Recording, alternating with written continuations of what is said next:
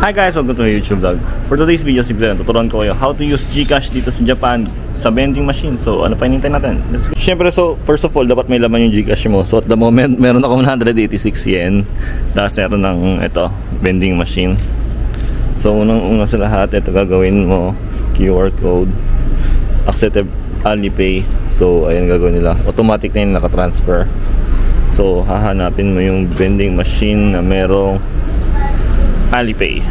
So, ito may Alipay. So, ayan. Bali, ang gusto ko ay hanapin natin kung anong gusto ko meron dito.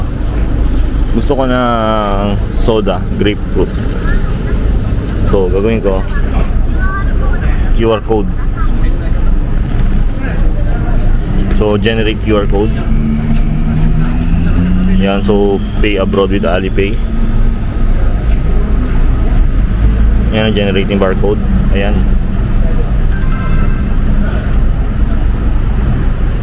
So, ito. Ayan na. Nag-QR code lang ako. Automatic na. Nag-pay na siya. Yan yung palitan. 55 pesos. Diba? Ang bilis. Di ko alam kung nangyari. Yun na lang yung basta-basta. Instant grapefruit soda na ako. Diba? Ayos. Tapos may magre-receive sa'yo na message. Sabihin na gumastos ka dito sa Japan. So, kung may natutunan ko dito sa quick video ko, ako meron na wala, please do like and subscribe my YouTube channel. Maraming salamat. Sulitin, squeeze. Peace out.